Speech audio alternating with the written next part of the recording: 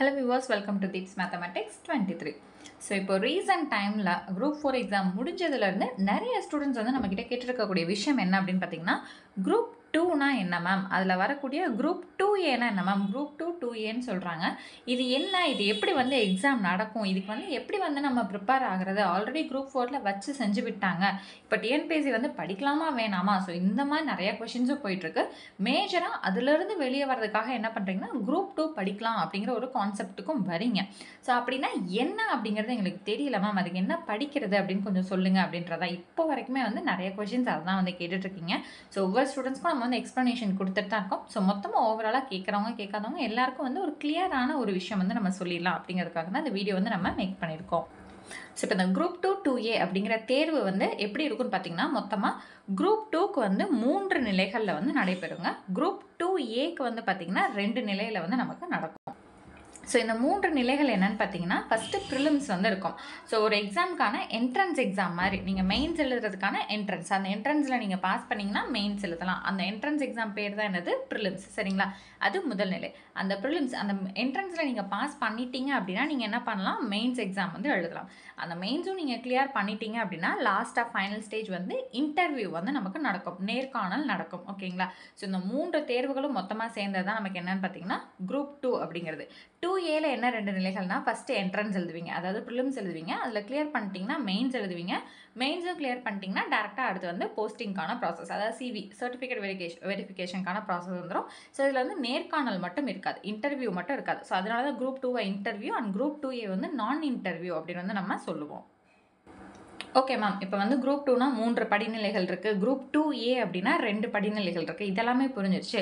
Exam எப்படி conduct பண்ணுவாங்க, 2க்கு தனியாக அப்ளை பண்ணணும், 2Aக்கு தனியாக அப்ளை பண்ணணுமா, ஸோ இதுதான் ப்ரொசீஜரா, இல்லை எப்படி அவங்க நம்ம வந்து எக்ஸாமில் கொஷின் பேப்பர் நமக்கு எப்படி இஸ்யூ பண்ணுவாங்க, நான் வந்து எனக்கு இன்டர்வியூ வேணாம், எனக்கு நான் இன்டர்வியூ மட்டும்தான் வேணும் அப்படிங்கிறத நான் எப்படி அவங்கக்கிட்ட தெரியப்படுத்துறது அப்படின்ற மாதிரி நிறைய சந்தேகங்கள் வந்து கேட்குறீங்க. ஸோ வந்து இப்போ குரூப் 4க்கு எப்படி வந்து போவீங்க, அப்ளை பண்ணுவீங்க, வந்துடுவீங்க, எக்ஸாமுக்கு படிப்பீங்க, ஹால் டிக்கெட் வரும், ஹால் டிக்கெட்டை எடுத்துக்குவோம், எக்ஸாம் ஹால் போவோம், அவங்க கொடுக்குற கொஷின் பேப்பர் நம்ம அட்டன் பண்ணுவோம், பாஸ் ஆகிட்டா சர்டிஃபிகேட் வெரிஃபிகேஷன் கூப்பிடுவாங்க, அதுலேயும் டன் அப்படின்னா நமக்கான ஜாப் வந்து கொடுத்துருவாங்க. ஸோ இது குரூப் 4னு தெரியும். இதில் குரூப் 2A எப்படி அப்படின்னு கேட்டிங்கன்னா, இதுவுமே நார்மலாக என்ன பண்ண போகிறீங்க, குரூப் 4க்கு அப்ளை பண்ண மாதிரி அங்கே கேட்டிருக்கக்கூடிய கொஷின்ஸ் எல்லாத்துக்குமே நம்ம என்ன பண்ண போகிறோம், அப்ளை பண்ணி நம்மளோட அப்ளிகேஷனை சப்மிட் பண்ண போகிறோம். 2 and 2A ஓகேங்களா, 2 and 2A, group 2 and 2A ரெண்டுத்துக்குமே காமனான ப்ரிலிம்ஸ் தான். ஓகேவா, ரெண்டுத்துக்குமே காமனான சிலபஸ் தான். அதுவுமே நம்ம குரூப் 4க்கு என்ன படித்தோமோ அதே தான், இன்னும் கொஞ்சம் எக்ஸ்டெண்டட் வெர்ஷனாக குரூப் 2 and 2Aக்கு அதே சிலபஸ் தான் நம்ம படிக்க போகிறோம். சரியா, ஸோ காமனான ப்ரிலிம்ஸ், அந்த என்ட்ரன்ஸ்ன்னு சொன்னேன் இல்லைங்களா, அதுக்கு பேர் தான் என்னதுங்க, ப்ரிலிமினரிஸ் அப்படின்னு வந்து நம்ம ஷார்ட்டாக சொல்லுவோம். ஸோ 2 எக்ஸாமுக்குமே காமன். இந்த ப்ரிலிமினரியில் வந்து அவங்க கொடுக்கக்கூடிய கட் ஆஃப் தாண்டி நம்ம எடுத்தாலோ, இல்லை அவங்க வந்து செட் பண்ணியிருக்கக்கூடிய கட் ஆஃப் ரேஞ்சுக்கு நம்ம தாண்டி எடுத்துக்கிறோம் அப்படின்னா நமக்கு அடுத்த மெயின்ஸ் போகிறோன்னு அர்த்தம் இல்லையா. சரி, நான் 2க்கான மெயின்ஸ் அட்டன் பண்ணுவேனா, இல்லை 2Aக்கான மெயின்ஸ் அட்டன் பண்ணுவேனா அப்படிங்கிற விஷயத்த என்ன பண்ணுவாங்க, அவங்க தான் நமக்கு தெரியப்படுத்துவாங்க. நம்ம சூப்பராக எக்ஸலண்ட்டாக பெர்ஃபார்ம் பண்ணிட்டோம், நிறைய ஸ்கோர் பண்ணியிருக்கோம் அப்படின்னா நம்ம 2வும் என்ட்ரன்ஸ் அதாவது மெயின்ஸ் எழுதலாம், 2Aவும் மெயின்ஸ் வந்து நம்ம எழுதலாம். சரிங்களா, ரெண்டுத்துக்குமான மெயின்ஸுமே நம்ம வந்து எழுதலாம். ஸோ அதுக்குமான வாய்ப்புகளும் அவங்க நமக்கு தருவாங்க. இல்லை அப்படின்னா இந்த கேட்டகரி பீப்புள்ஸ் எல்லாமே நீங்கள் 2க்கான மெயின்ஸ் எழுத போகிறீங்க, நீங்கள் எல்லாமே 2Aக்கான மெயின்ஸ் மட்டும் தான் நீங்கள் எழுத போகிறீங்கிற ஸ்பிளிட்டுமே வந்து அவங்க தான் நமக்கு கொடுப்பாங்க. நம்ம அப்ளை பண்ண போகிறோம், ப்ரிலிமினரி வந்து எழுத போகிறோம், பாஸ் பண்ணிட்டோம் அப்படின்னா நம்ம 2 மெயின்ஸ் எழுத போகிறோமா, 2Aக்கான மெயின்ஸ் எழுத போகிறோமாங்கிற விஷயங்கள் எல்லாமே அவங்க தான் நமக்கு வந்து கேட்டகரி பிரித்து தருவாங்க. சரிங்களா, இதில் நம்ம வந்து எதுவுமே பண்ணுறதுக்கான வேலைகளே கிடையாது. ப்ரிலிமினரி பாஸ் பண்ணிட்டோம் அப்படின்னா எந்த எக்ஸாம் எதோட மெயின்ஸ் எழுத போகிறோங்கிற முடிவு முதற்கொண்டு டிஎன்பிஎஸ்சி தான் நமக்கு வந்து அறிவிப்பாங்க. ஸோ அந்த மெயின்ஸுக்குமே இந்த ப்ரிலிமினரிக்கான சிலபஸ் தானான்னு கேட்டிங்கன்னா கிடையாது. இது வந்து இந்த சிலபஸ் வந்து இருக்குது இல்லைங்களா, குரூப் 4 மாதிரியே ஒரு சிலபஸ் குரூப் 2க்கு இருக்குது இல்லைங்களா, அது வந்து ப்ரிலிமினரிக்கு மட்டும்தான். மெயின்ஸுக்கு வந்து நமக்கு வேறு சிலபஸ் வந்து இருக்கும். ஓகே மேம், இப்போ 2னா 3 நிலை, 2Aனா 2 நிலை, அண்ட் அதுக்கான ப்ரிலிமினரினா என்ன, மெயின்ஸ் எக்ஸாம்னா என்ன, அவங்க எப்படி நம்மளை செலக்ட் பண்ணி ஸ்ப்ளிட் பண்ணி தருவாங்க, இது எல்லாமே கிளியர் ஆயிடுச்சு. இப்போ இதுக்கு என்ன நம்ம படிக்கணும் அப்படிங்கிற இப்போ ஒரு டவுட், ஃபைனல் டவுட் வந்து என்ன படிக்கணும், சோர்ஸ் என்ன, இதுதான் வந்து இப்போ ரீசன்ட் டைம் குரூப் 4 முடிஞ்சதுலேருந்து சோர்ஸுங்கிற வார்த்தை தான் அதிகமாக நம்ம கேட்டிருக்கோம் இல்லைங்களா. ஸோ உங்கள போல தாங்க யாருக்குமே குரூப் 2க்கான தமிழ்ங்கிறது எப்படி வரப்போகுதுங்கிறது தெரில. எதனால தெரியல அப்படின்னு நான் சொல்றேன் அப்படின்னா, இப்ப எல்லாம் வந்து கிளாஷ் ஆயிட்டு இருக்கு இல்லைங்களா? ஸோ அது வந்து இப்ப ஒரு பேசும் பொருளாவே ஆயிடுச்சு. ஸோ வந்து என்டர்டெயின்மெண்ட்டா இருந்த யூடியூப் சேனல்ஸ் கூட என்ன பண்றாங்க அப்படின்னா, இப்ப நடந்த குரூப் 4 இஷ்யூ பத்தி வந்து பேசிட்டு இருக்காங்க. அண்ட் அரசியல்வாதிகளும் கொஞ்சம் வாய்ஸ் அவுட் வந்து அவங்களோட அரசியலுக்காக அவங்க பண்றாங்களோ இல்லையோ, ஏதோ ஒரு விஷயம் ஒரு சிலர் வந்து என்ன பண்றாங்க, வாய்ஸ் அவுட் வந்து பண்றாங்க. ஸோ இப்ப நாளைக்கு ஜூலை 18 மதுரையில வந்து பார்த்தீங்கன்னா, இதுக்கான போராட்டமும் வந்து நம்மளோட ஸ்டூடண்ட்ஸ் எல்லாமே சேர்ந்து பண்றாங்க. ஸோ இப்ப மதுரைய சுத்தி இருக்க மாவட்டங்கள்ல இருக்கீங்க அப்படின்னா, கண்டிப்பா வந்து நீங்களும் கலந்துக்கோங்க. ஸோ அதுக்கான டீட்டெயில்ஸ் எல்லாமே நம்மளோட டெலகிராம் சேனல்லயுமே கூட நம்ம வந்து குடுத்துருக்கோம். ஸோ டெலகிராம் சேனல் ஜாயின் பண்ணி இந்த டீட்டெயில்ஸ் கூட நீங்களும் எடுத்து பார்த்துக்கோங்க. ஸோ இப்போ டிஎன்பிஎஸ்சி சைட்ஸ் வந்து நெறைய மெயில் பண்ணி கொஸ்டின்ஸ் வந்து கேட்கும்போது, இப்போ குரூப் இந்த எக்ஸாம் இப்போ குரூப் 4க்கு கேட்ட மாரி தான் அடுத்து வந்து தேர்வுகளும் இருக்குமா அப்படின்னா, இதுதான் உங்களுக்கு மாடல் கொஸ்டின் நாங்க வெளியிடல. இதுவே வந்து ஒரு மாடல் மாதிரி தான். இதே போல தான் அடுத்து வரக்கூடிய தேர்வுகளும் வந்து தமிழுக்கானது இருக்குங்கிற மாதிரியான பதில்கள் தான் அவங்க சைட்லேருந்து நமக்கு தராங்க. ஸோ இப்போ நடக்கக்கூடிய விஷயங்கள், இஷ்யூஸ்க்கு அடுத்து வந்து இது மாறுபடுமா? இல்ல இந்த சிலபஸே வந்து நமக்கு 10ஆம் வகுப்பு தரத்துக்குள்ள கேட்பாங்களாங்கிறது ஒரு கேள்விக்குறி தான். ஸோ தமிழ் பொறுத்தளவுல கொஸ்டின்ஸ் எப்படி வரப்போகுதுங்கிறது கேள்விக்குறி தான். பட் இருந்தாலும் இன்னும் கொஞ்சம் டீட்டெயில்டா நான் உங்களுக்கு வந்து எக்ஸ்பிளைன் பண்றேன். எப்படி நம்ம அப்ரோச் பண்ணலாம்? எவ்வளோ கொஸ்டின்ஸ் கொஞ்சம் ஈஸியா நம்ம செக்யூர் பண்ணிக்கலாம். எவ்வளோ கொஸ்டின்ஸ்க்கு கொஞ்சம் கஷ்டப்படணும். இந்த மாரி விஷயங்கள் எல்லாமே உங்களுக்கு நான் இப்போ தெளிவா வந்து எடுத்து சொல்றேன். ஸோ முன்னெல்லாம் என்ன பண்ணுவோம்னா, தமிழ் வந்து 100 கேள்விகளா இருந்துச்சு இல்லையா? ஸோ ஆரம்ப கட்டத்தில வந்து பார்க்கும்போது 6ஆம் வகுப்புலேருந்து 10ஆம் வகுப்பு வரைக்கும் படிக்க சொல்லியிருந்தாங்க. ஸோ எல்லாருமே அந்த 6லேருந்து 10 வரைக்கும் கரைச்சு குடிச்சு ஃபிங்கர் டிப்ல இருக்கும்போது, அடுத்து கொஞ்சம் கடினமாக்குறதுக்காக என்ன பண்ணாங்க, 6ஆம் வகுப்புலேருந்து 12ஆம் வகுப்புன்னு சொல்லிட்டு கொஞ்சம் கொஸ்டின்ஸ் வந்து ரைஸ் பண்ணாங்க. அடுத்து என்னாச்சு, பழைய சமச்சீர்லேருந்து கொஸ்டின்ஸ் வந்து வருதுன்னு சொல்லிட்டு இன்னும் கொஞ்சம் டஃப் ஆச்சு. அதுக்கப்புறம் என்னாச்சு அப்படின்னா, எல்லாருமே எல்லாத்தையுமே படிச்சிடுறாங்கன்னோனே சிறப்பு தமிழையும் உள்ளுக்குள்ள வந்து கொண்டு வந்தாங்க. என்னடா இது என்னத்த சொன்னாலும் படிச்சிடுறாங்களேன்னு சொல்லிட்டு அவங்க சைடு எப்படி கொஸ்டின் எடுக்கிறதுனே தெரியாம எங்கே போயிட்டாங்க, தொல்காப்பியம், நன்னூல் அது இதுன்னு சொல்லிட்டு பழமொழி 400ன்ட்டு எங்கெங்கேயோ போயிட்டு இருக்காங்க. ஸோ இப்போ எல்லாருமே நீங்கள் வந்து நிறைய வீடியோஸ் வந்து பார்த்துருப்பீங்க, அனாலிசிஸ் ஆல்ரெடி பார்த்துருப்பீங்க. 40 கொஸ்டின் வந்து டைரக்ட் புக் கொஸ்டினாக வந்து இருந்துச்சு. எதுலங்க, தமிழில் 40 டைரக்ட் புக் கொஸ்டினாக வந்து இருந்துச்சு. அதே ஸ்கூல் புக்கில் இருந்து பார்க்கும்போது 10 கொஸ்டின் வந்து கொஞ்சம் இன்டெரக்டாக கொஞ்சம் கிரிட்டிக்கலாக வந்து நமக்கு ஃபிக்ஸ் பண்ணியிருந்தாங்க. அப்படி புக்கில் இருந்துன்னு பார்க்கும்போது ஒரு 50 கேள்விகள்னு வந்து வச்சுக்க முடியுது இல்லையா தமிழுக்கு. நான் சொல்லிட்டு இருக்க வந்து ஜென்ரல் தமிழுக்கு, ஓகேங்களா? ஸோ அதுவுமே எப்படி 6லேருந்து 12 புது சமச்சீர், சிறப்பு தமிழ், பழைய சமச்சீர், பழைய சமச்சீரோட சிறப்பு தமிழ் எல்லாம் சேர்த்து படித்ததில் ஒரு டைரக்ட் கொஸ்டின் 50ஆகவும் 40ஆகவும் இன்டைரக்ட் கொஸ்டின் 10ஆகவும் ஓவராலாக வந்து ஸ்கூல் புக்கில் வந்து 50ஆகவும் இருக்குது. மிச்சம் இருந்த 50 தான் எங்கேருந்து கேட்டாங்க, எந்த வருஷம் இருந்து கேட்டாங்கன்னே தெரியாத லெவலில் இருக்குது. சரி, அப்படி பார்க்கும்போது தமிழில் வந்து ஒரு 50 கொஸ்டின் இல்லை லக் ஃபேக்டரில் போடுற மாதிரி ஒரு 10 கொஸ்டின் சேர்த்து ஒரு 60ன்னு கூட செட் பண்ணி வச்சுக்கோங்க, ஓகேங்களா? ஸோ மிச்சது வந்து லக் ஃபேக்டர் மட்டும் கிடையாது, புரிதல் திறனும் சிலது இருக்குது. ஸோ நான் எப்பவுமே சொல்லுவேன் இல்லைங்களா, நம்மளோட சேனலே மேக்ஸுக்கு வந்து ஷார்ட்கட்டை தேடி போகாதீங்க, கான்செப்டை வந்து உள்வாங்கிக்கோங்க, அதுதான் நமக்கு கை கொடுக்கும் அப்படின்னு சொல்லுவோம் இல்லைங்களா?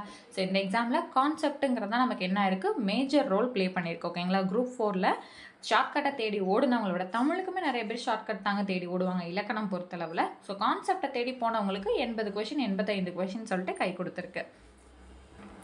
ஸோ இப்போ நீங்கள் வந்து ஷார்ட்கட்டை தேடி ஓடுறீங்கன்னா 60லேருந்து 70 கொஷின் வச்சுக்கலாம். கான்செப்ட் ஓரியன்டாக நீங்கள் ஓடுறீங்கன்னா தாராளமாக 80 to 85 கொஷின்ஸ் வந்து நீங்கள் வச்சுக்கலாம், சரிங்களா?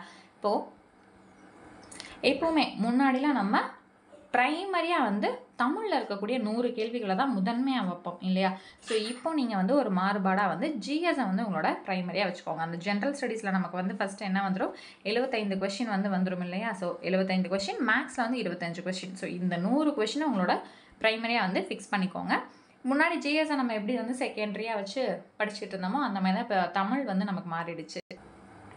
ஓகே மேம், இப்போ ஜிஎஸ் வந்து ப்ரைமரி, மேக்ஸும் ப்ரைமரி அப்படின்னா மேக்ஸ் வந்து ஆஸ் யூஸ்வல் 6லேருந்து 10th வரைக்கும் கம்ப்ளீட்டாக வந்து சிலபஸ் வைஸ் இருக்கிறத மட்டும் பாருங்கள். சிலபஸில் இல்லாததெல்லாம் நம்ம டாபிக் வந்து படிக்கணுன்ற அவசியம் இல்லை. சிலபஸில் என்ன கவர் ஆகுதோ அதை மட்டும் மேக்ஸ் வந்து பாருங்கள்.